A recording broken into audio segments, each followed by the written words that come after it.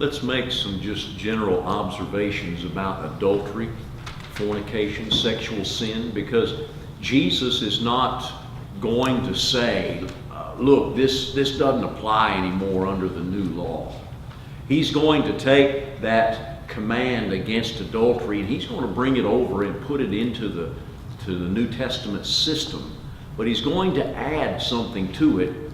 He's going to add lust to it, and then he will bring it over. But let's just talk about adultery and sexual sin in general for just a moment, because it's a very prominent subject. And the reason that it's mentioned in the Bible so much is because God's people are tempted by sexual sin.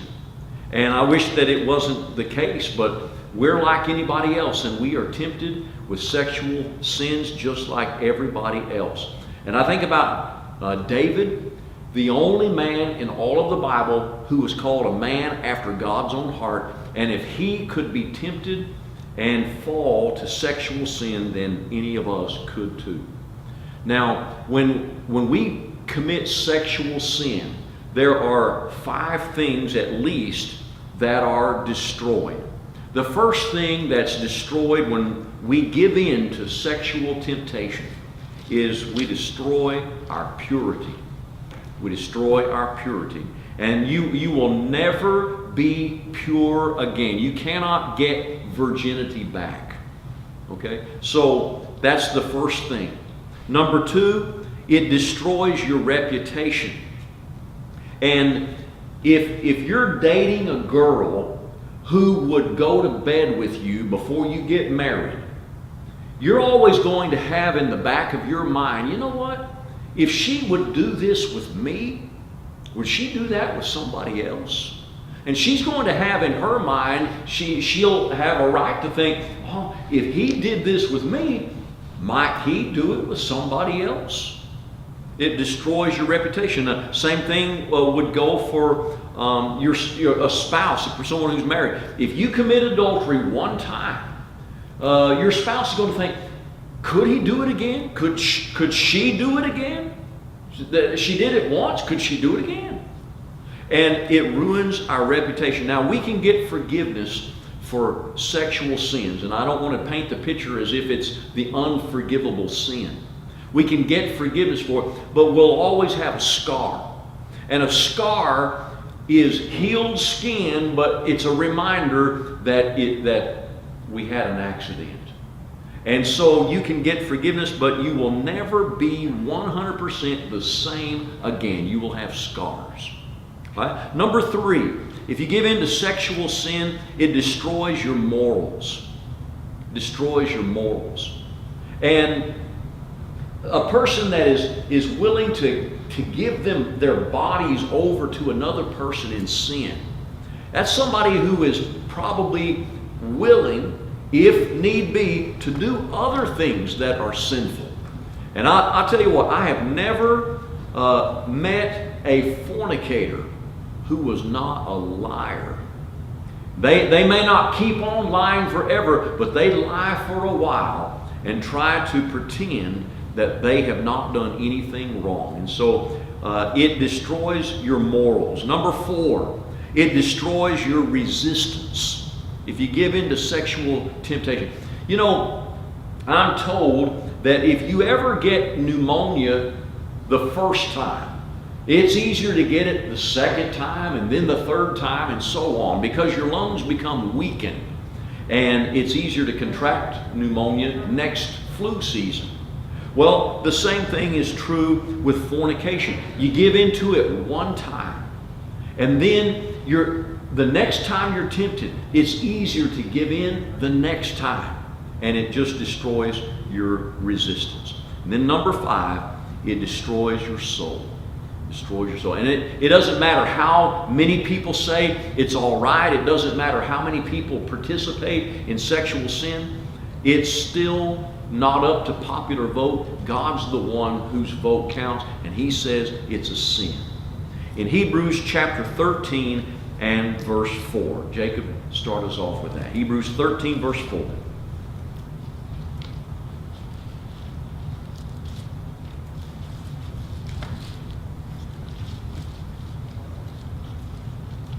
Marriage is honorable among all, and the bed undefiled, but fornicators and adulterers God will judge. Okay, so marriage is honorable, but sex outside of marriage, God is going to judge that.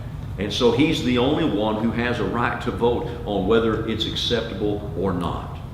Okay, so those are just some general words about sexual sin in general. Now, let's look at Matthew 5 and verse 28, and let's refresh our memory over what we've read here. We've seen that verse 27 presents what the Old Testament actually taught about adultery. Now, look at what Jesus says in verse 28. Josiah, read that again.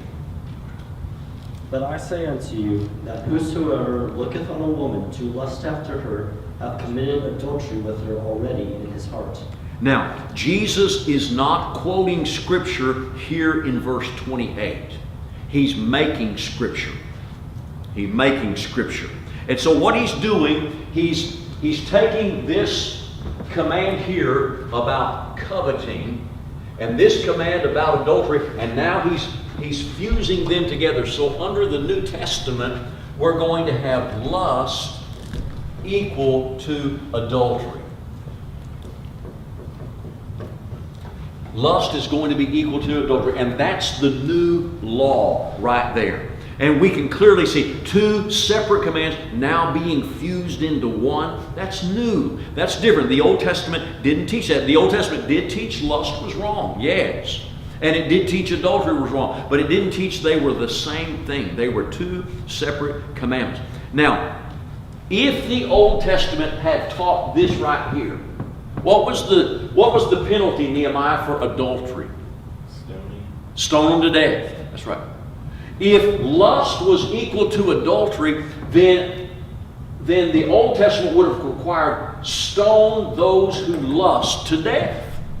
If they lust in their heart, stone them to death. And somebody says, well, the reason they didn't stone people who were lusting in their hearts is because lust is an inward sin. And you don't know when someone's doing it. And you'd have to be God to be able to read people's hearts, to know if they were lusting, and then stone them to death. But listen, if the Old Testament taught that right there, God would have provided a way to know if somebody was guilty. And the judges would be able to enforce that, because He provided a way to know if a spouse had been unfaithful to her husband in Numbers chapter 5. Now let's look at this very carefully. Verse 28, whoever looks on a woman. That word looks is a present active participle. Who is up to date on their present active participles? Any idea what that means? Okay? In the Greek, there were ways of describing action. There is the aorist tense. And an aorist tense is a point in time. Something that happens one time, one place, and then it's over with.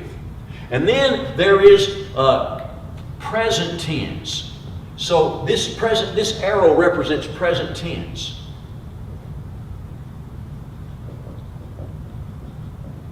And present tense means continuous action. And this, whoever looks upon a woman to lust after her commits adultery. It's a present participle, stressing linear action. And it's not just a look, a glance, but rather it's talking about you continue to look. Whoever keeps on looking at a woman. So if you keep on looking at somebody, what are you doing? Cody? If I just keep looking at you, what am I doing? Continuing present tense? I'm present tense. I'm staring at you. Isn't that right? So what this is saying is whoever stares at a woman to lust after her has committed adultery. Look at Luke chapter 9, verse 62.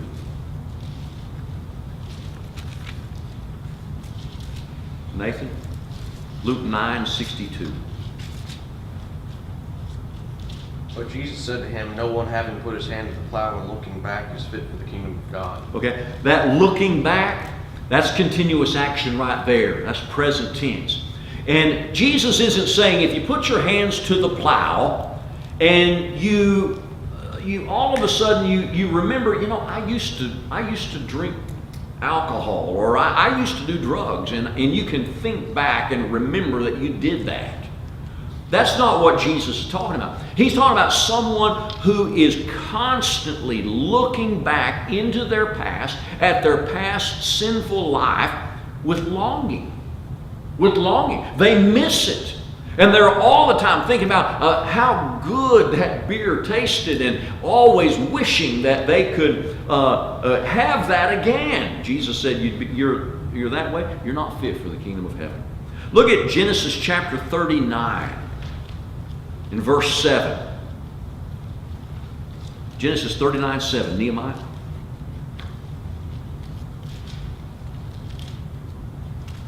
And it came to pass after these things that his master's wife cast longing eyes on Joseph, and she said, lie with me. Okay, this is Potiphar's wife. And when she cast eyes on Joseph, it didn't mean she just noticed him. She just saw him somewhere. She was staring at him. She was fantasizing about him. And it led her to go up to him and say, come lie with me. And so this is staring, fantasizing, longing for, yearning, lusting for him in her heart. Well, that's what Jesus is talking about here in Matthew chapter 5. He's talking about someone who continues to stare and continues to long and fantasize. That person has already committed adultery in their heart with that woman. Now, it's very important to notice what Jesus is not saying, because a lot of times people don't understand what he's saying. Jesus is not saying it's wrong to have sexual desires. He's not saying that. He's not saying that it's wrong to think about the opposite sex. What he's saying, and as a matter of fact, God placed within the heart of each person sexual desire. Look at 1 Corinthians chapter 7. 1 Corinthians 7, and Joseph, read me 7 through 9. For I wish that all men were even as I myself, but each man has his own gift from God, one in this manner and another in that. But I say to the unmarried and to the widows, it is good for them if they remain even as I am, but if they cannot exercise self-control, let them marry, for it is better to marry than to burn with passion. Okay, look at verse 7. What does Paul call sexual desire right there, Joseph? A gift. A gift from God. Yeah. And each one has a different, each one has his own gift from God. One in this manner and another in that. In other words, each person has degrees of sexual desire. And it's a gift of God. This is something that's good. It's not something that's dirty or sinful or corrupt. But the biblical solution for satisfying those desires is marriage. That's the solution to the problem. Let's read this whole passage here, 1 Corinthians 7, while we're there. Let's start with verse 1 and read through verse 5. Evan? Chapter 7, verse 1 through 5. Now concerning the things thereof ye wrote unto me, it is good for a man not to touch a woman.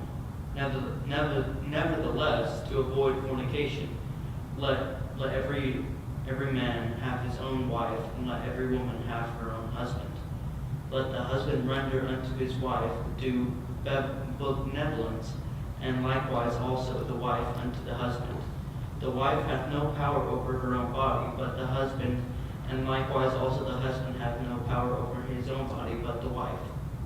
Defraud ye not one of the other, except it be with consent for a time, that ye may give yourselves to fasting and prayer, and come together again, that Satan tempt ye not for your incontinence. Is that what it says? Um, Oh, boy, this is where the New King James is far superior to the Old King James. Nathan, read me verse 5 in the New King James. Do not deprive one another except with consent for a time, that you may give yourselves to fasting and prayer, and come together again so that Satan does not tempt you because of your lack of self-control. Okay, so here is the solution. The Bible says to avoid fornication. Look at verse 2 again. Nevertheless, because of sexual immorality, the Old King James says to avoid fornication, let each man have his own wife. You will notice it doesn't say let each man have his own wife or another man. Okay, homosexuality is not an option here. Okay, if you want to avoid fornication or sexual immorality, the man has his own wife and the wife has her own husband. In verse 5, it warns married couples. The wife is being warned, do not withhold yourself sexually from your husband. Okay? And the husband is being warned, don't withhold yourself from your wife sexually. Don't use sex as a weapon against one another in marriage. Okay? And when Jesus forbade a man from looking upon a woman to lust after her, what he has in his mind is a man who looks at a woman, he has no intentions of marrying her, either because he can't marry her or he doesn't want to marry her, and he ought to put her out of his mind, but he doesn't. He just continues to fantasize about her. So let's look at this in Genesis 20, verse 2. Genesis 20, verse 2. Cody, read through verse 6.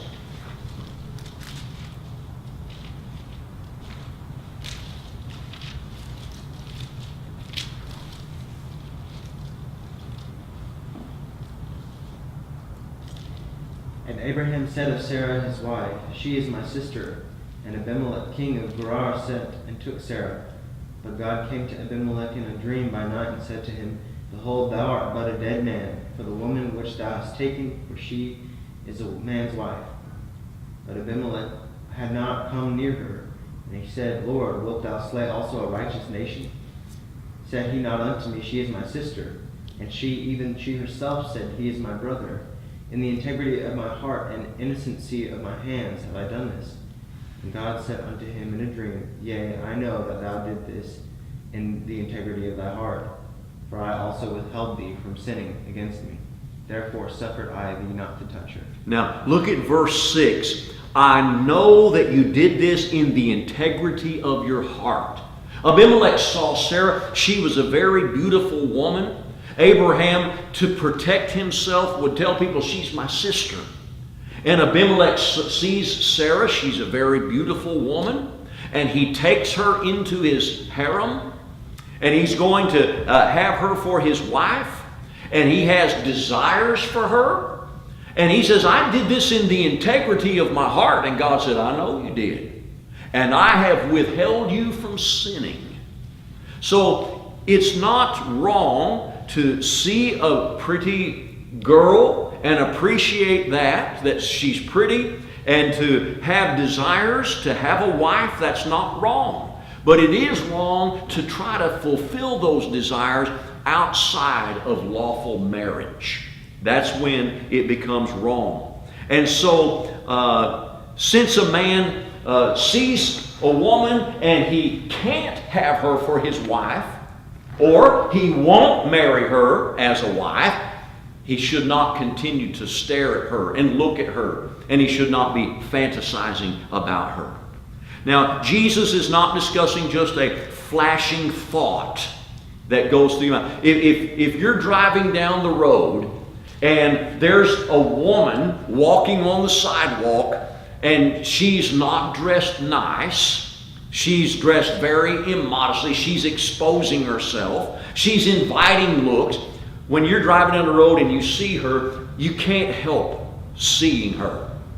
You can't help having a flashing thought run through your mind.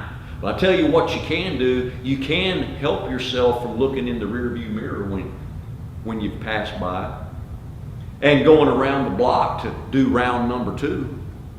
You don't have to do that, you see. Now, the temptation itself, when you first see a woman that's not dressed nice, or maybe she is dressed nice, and you still see her and you're tempted, the temptation itself is not the sin. And sometimes young men beat themselves up to death because they have a tempting thought. But a temptation is not sin.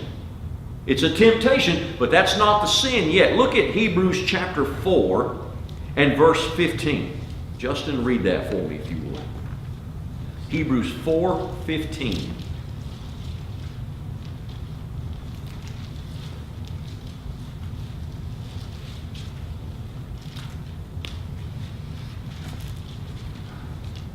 For we do not have a high priest who cannot sympathize with our weaknesses, but was in all points tempted as we are, yet without sin. Jesus was tempted like every one of us here today. He was tempted, but he did not sin. Okay? So he had tempting thoughts, but he did not pursue those thoughts. He took care of those thoughts. Okay? Look at James chapter 1. I think we're back to you, Jacob. James chapter 1, verse 13 through 15.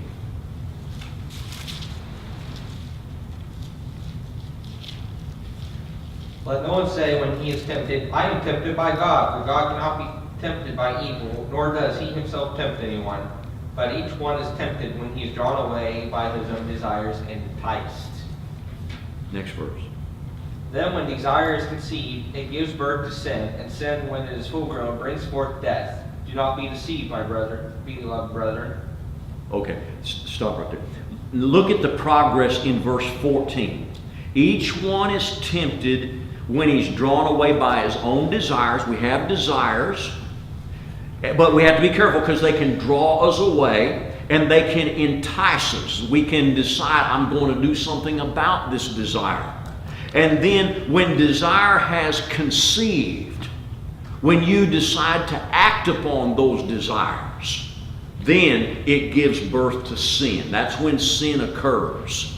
So it's not wrong. You can't help being tempted, but you can help what you do with the temptation when it comes. So you might not can help some woman passing by and she's not dressed properly, and you have a tempting thought, but you can do something about that thought.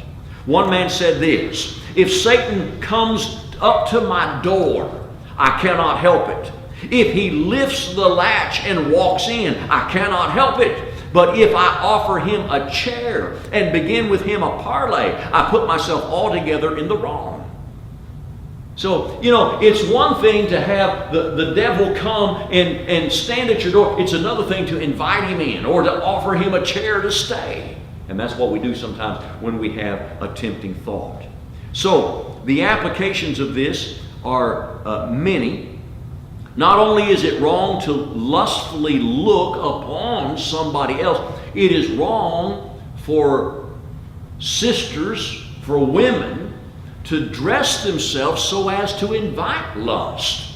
That's wrong for them to do that. Matthew Henry. Does anybody know who that is besides Nathan?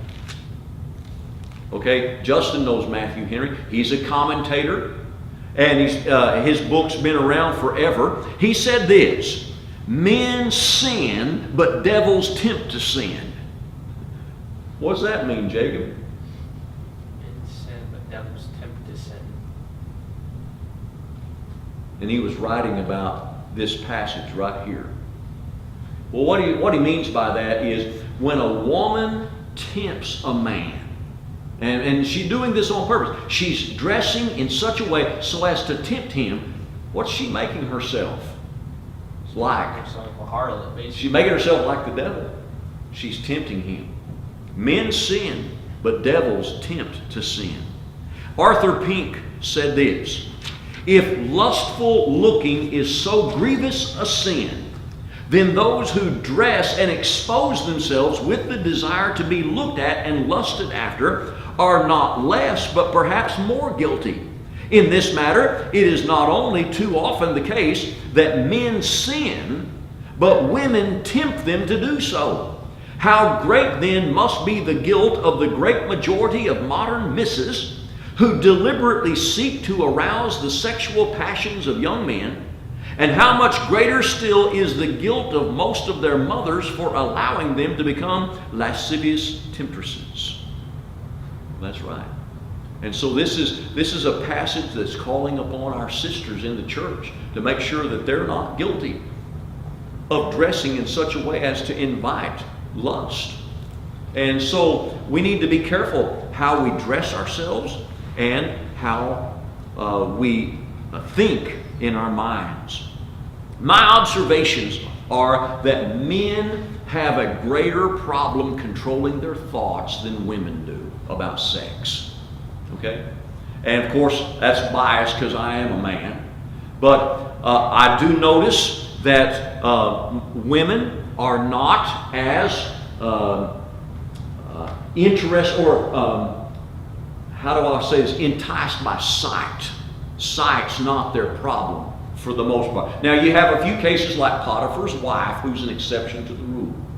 But the reason I say this is because most of the porn sites, most of the porn magazines are not naked men. It's naked women. It's naked women. And men are attracted by sight. They are stimulated by their sight.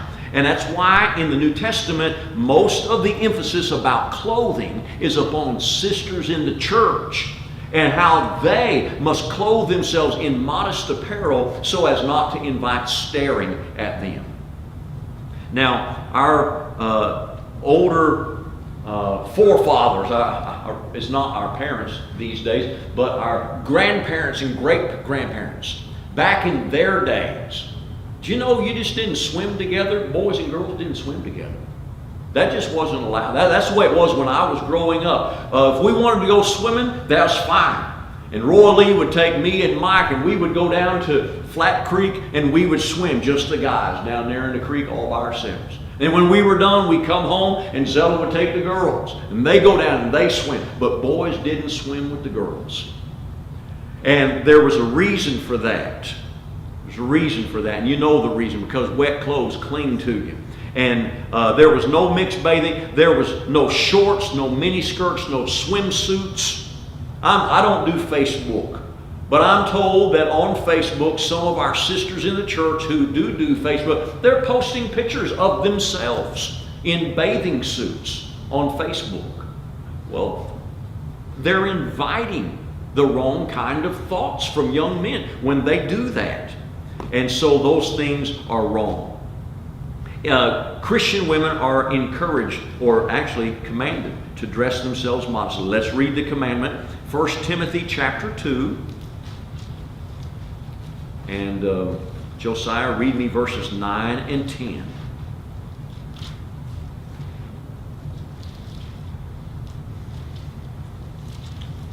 In like manner also, that women adorn themselves in modest apparel, with shamefacedness and sobriety, not with braided hair, or gold, or pearls, or costly array, but which becometh women professing godliness with good works.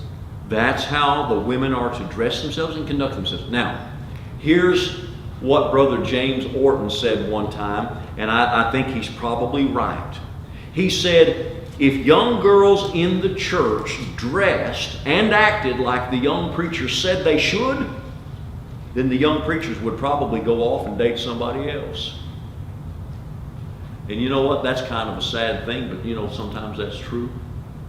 Because what this passage here in 1 Timothy chapter 2 is telling us is not only should the women be focusing on inner beauty, but the young men ought to be focusing on the inner beauty of the woman as well.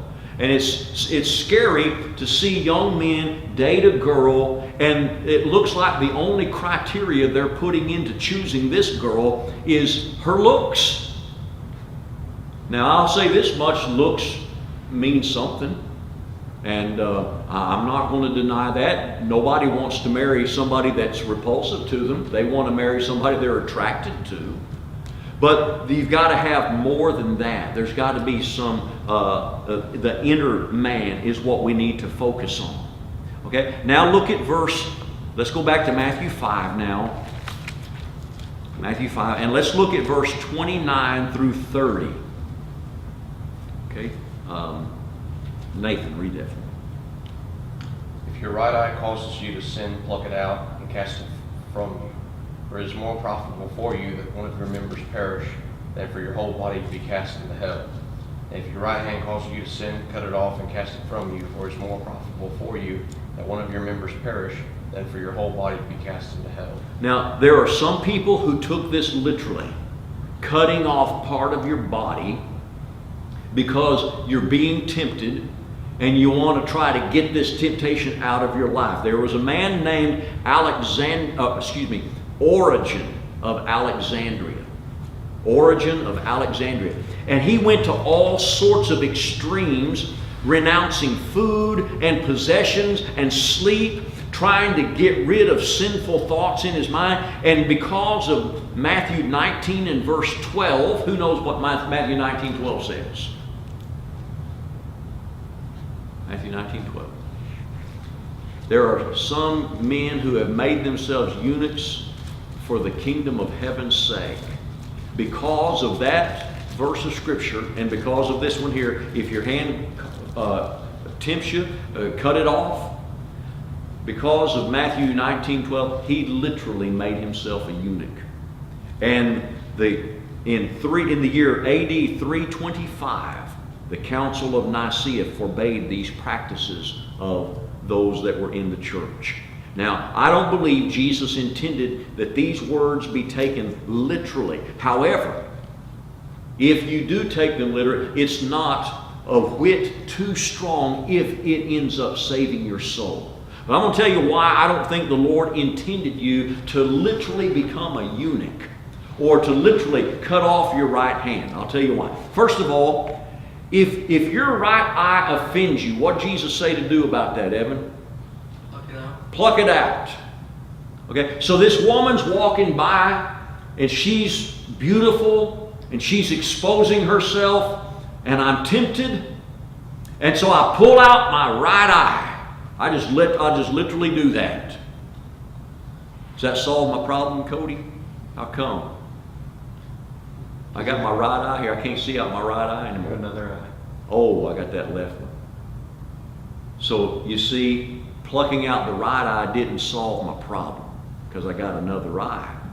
The second thing is that Jesus plainly taught sin doesn't lie in the members of your body. It's not my eye that's causing my problem.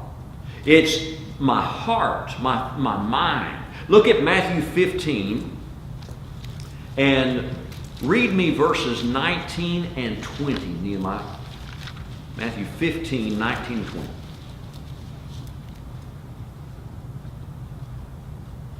For out of the heart proceed evil thoughts, murders, adulteries, fornications, thefts, false witness, blasphemies. These are the things which defile a man, but to eat with unwashed hands does not defile a man. Okay, your hands are not what defile you. It's not your physical body that's defiling. It's your mind and not controlling your mind. One time, my older sister, Renee, I still remember that when this happened, she said a bad word. Oh my. My mama heard it. She said, "What did you say?" And she took my sister into the bathroom and she made her eat half a bar of soap. Anybody ever heard of that? Well, I watched it happen. Does that solve someone cursing, Jacob? You wash their mouth out with soap. It sure does break them of it all. Well, the problem was not my sister's mouth was dirty. The problem was up here, right? And so it's not the literal eye or the literal hand that's causing the problem. It's what's up here that we're thinking. Now, this expression of of plucking out the eye and cutting off the hand. That's kind of a favorite little expression of Jesus. In fact, maybe Nathan would call this a trilogy in Matthew 18. Matthew 18. Let's read verses 8 and 9. Joseph?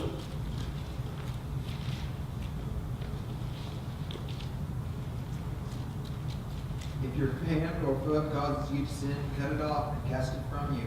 It is better for you to enter into life lame or maimed rather than having 2 hands or 2 feet to be cast into everlasting fire.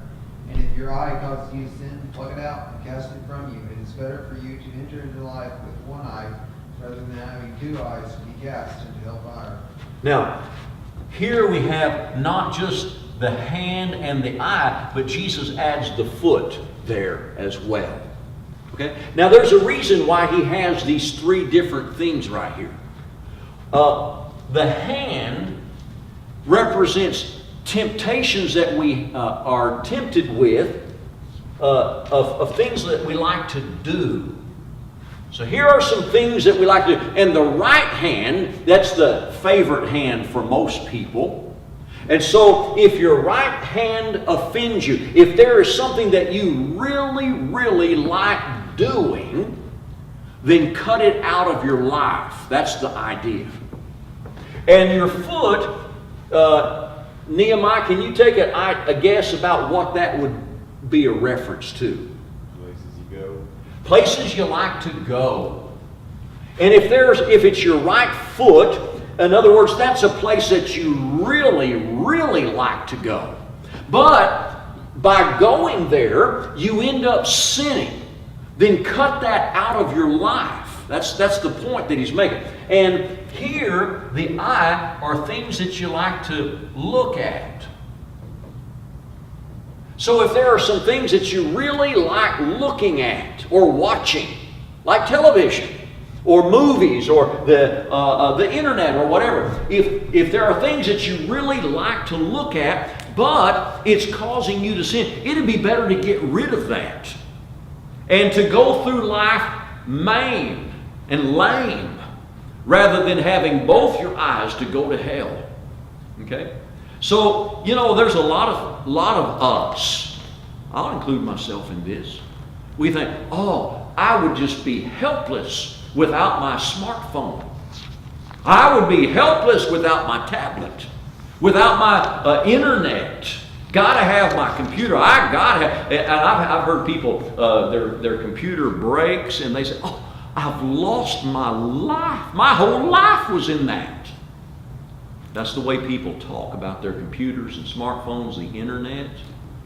And if they didn't have the internet, they would just be really out of it. They wouldn't know what's going on. You know what? It'd be better to not know what's going on in this world than to have the internet and go to hell with it. If you can't control that, it'd be better just to go. It'd be better just to cut the internet out of your life. It'd be better not to have a movie. It'd be better not to watch TV. And I'm not saying that it's wrong to watch TV. I enjoy watching television programs when I'm at somebody's house that got a TV. But what I'm saying is, if you can't control that and watch things that are wholesome, things that won't tempt you to sin, then it'd just be better to just not have a TV. Okay. Now, this plucking out, if your right eye offends you, Jesus said, pluck it out. That's an aorist tense. I misspelled aorist here. It has a T on the end of it. A-O-R-I-S-T. Aorist. That's an aorist tense right there. If your right eye offends you, pluck it out. That means once and for all. And if your right hand offends you, cut it off. That word cut is an aorist tense. It means once and for all. Once and for all. And so the idea is you pluck that eye out. And then, he didn't just say pluck it out. What did he say? Cast it off. Cast it away. Okay? You don't just stand there and hold the eye. You pull the eye out and throw it away. You cut the hand off and you throw it away irretrievably. Irretrievably. I know of a person that was going to quit smoking. And they took their pack of cigarettes and their cigarette lighter and put it in the drawer. Why do you reckon they did that, Evan? So that if they feel like it, they can go back to that habit. Yeah, they might have second thoughts. And that's a $7 pack of cigarettes. You know, cigarettes cost about $7 a pack. And so, you know, that's a lot. So I think I'll just put it in the drawer and wait. And that lighter, you know, who knows how much those things cost? Probably $25 or more. And so, you know, we're not talking about big lighters. We're talking about nice lighters, like my daddy used to have. My daddy smoked. You throw them things away irretrievably if you're serious about stopping smoking. And you throw these things out the door. If it's tempting you, it'd be better to throw it out irretrievably. This is the idea of burning bridges behind you. And then notice, Jesus here he is talking about hell again. He talks about hell as much or more than anybody in the Bible. This is Jesus. And he says that it would be better to go through life maimed than to be cast into hell with these things. Now, you know, for a while, people, when AIDS was first discovered and first identified, people began to back off from immorality. They decided, you know, they don't want to have sex with somebody they're not married to because they might get AIDS. And then people decided that there were some safe precautions to have safe sin. And so they decided to go ahead. But you know what? There's something worse than AIDS that ought to scare us and keep us away from sin. And that's hell. It's hell. And listen, there is nothing that you have to pluck out or cut off to go to heaven that you won't eventually be cast into hell with if you keep it. Okay? So this is talking about taking life seriously. And I wouldn't enjoy it if I went to the doctor and the doctor looked at my hand and he said, "You got cancer on your hand and it's spreading, and the only way to save you is to cut the hand off." I would not be happy about that. But I wouldn't hesitate if that meant saving my life. And that's the way it ought to be with sin. We ought to do anything that we can to keep from sinning. So here are some practical applications that I would suggest to you young men, especially the ones that aren't married. If you're not married, don't act like you are. Don't act like you are. And what I mean by that is don't go hugging and kissing on your girlfriend like you're married to her. I'm not saying it's wrong to give a girl a hug and tell her goodbye, or to give her a hug when you see her and say hello. But you don't hug her like she's your wife. And you don't kiss her like she is your wife. And you don't pinch on her and pat on her and rub all your hands all over her like she is your wife. She is not your wife. And when you do these kind of things, I know of a young couple that were dating, and they would get into a lip lock right there in front of everybody, and it was just embarrassing. And I'm thinking to myself, if they're doing this in front of me, what are they doing when nobody's around? And that was a scary thought. And so, as we said yesterday, we made this also yesterday, you don't go into someone's apartment that you're not married to and sit down and eat with them in their apartment with just them and you. Okay? This is when you have your lunch out at the picnic table underneath the tree outside. You do it out in the open. You don't get behind closed doors. And you don't eat dinner with one another like you're married to one another. That's number one. is don't act like you're married if you're not. And number 2, don't dress or act so as to arouse lust in others. Don't dress or act so as to arouse lust in others. We have to cast away everything that causes ungodly lust. And let me just say this about television. You don't need a television in your room with your door that you can shut and be all alone in your bedroom. If you have a television, you want to watch a movie, you go in the living room where everybody's there and you watch under supervision of everybody, whatever it is you're going to watch. Don't take your computer off into your bedroom with the internet by yourself. You sit at the kitchen table with your computer hooked up to the internet, and you do your schoolwork or your research paper there in front of everybody.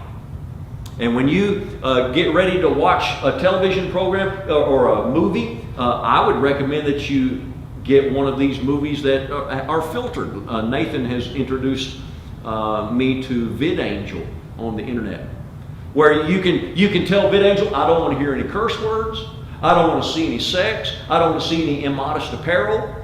You can tell it all, and you watch a movie. And some of the movies I've watched are only 5 minutes long, but and it's kind of hard to get the plot. But it's a safe way to watch a movie. If you can't do that, if you can't control yourself, then it'd just be better just not have that TV and not watch that movie. Now, how do you get rid of tempting thoughts? How do you get rid? So you're driving down the road, and here's this pretty woman that walks by, this pretty girl. She's not dressed real nice, and a flash of thought flashes through your mind, and you know that's wrong. You've been tempted now. The temptation is not the sin, but what am I going to do with this thought? I've got to get rid of this thought. The worst way to get rid of a thought like that is to start driving saying, I got to quit thinking about her. I got to quit thinking about her. I got to quit thinking about her. No, I got to quit thinking about her. What am I doing, Jacob? Basically, just you're thinking about her. It's making me think more about her. And that's the worst way. Okay? So here is a way that 2 suggestions that I would give to you. Psalm 119, verse 11. I don't know whose turn. Joseph, is it your turn? Read that. Psalm 119, verse 11.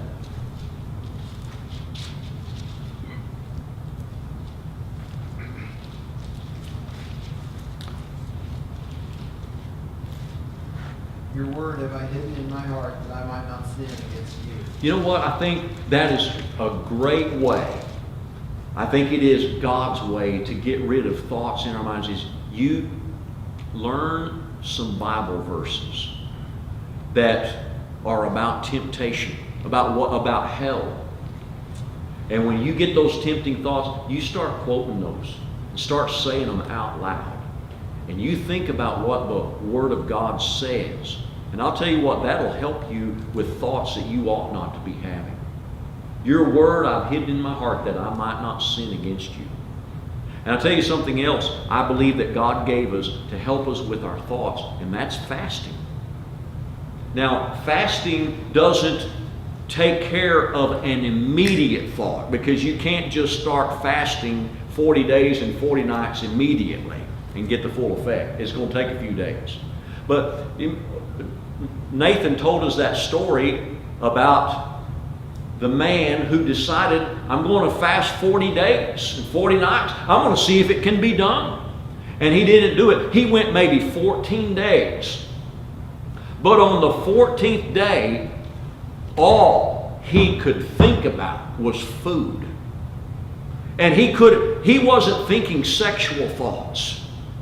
He wasn't thinking angry thoughts and murderous thoughts. He's thinking about food.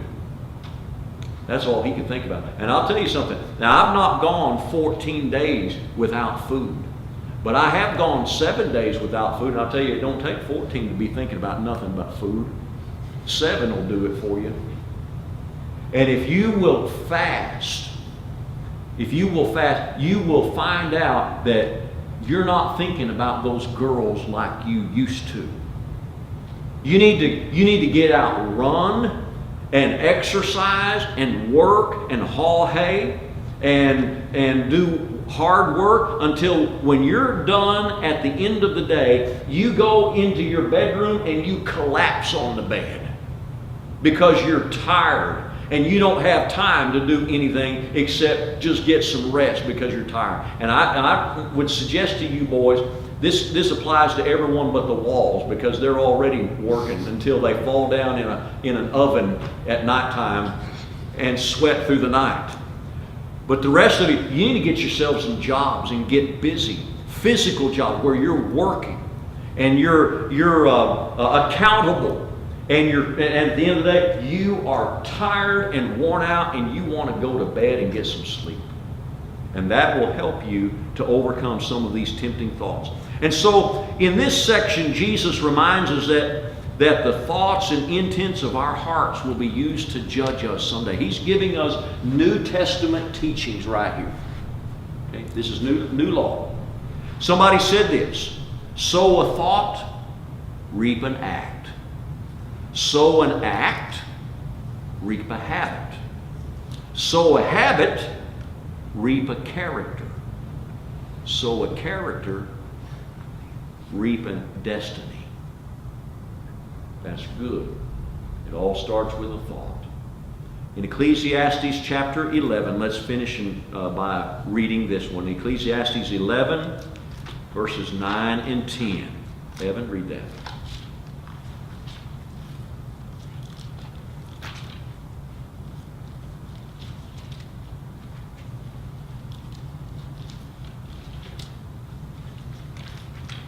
What chapter?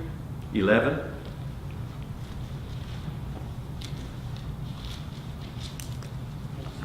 Verses 9 and 10. Rejoice, O young man, in thy youth, and let thy heart cheer.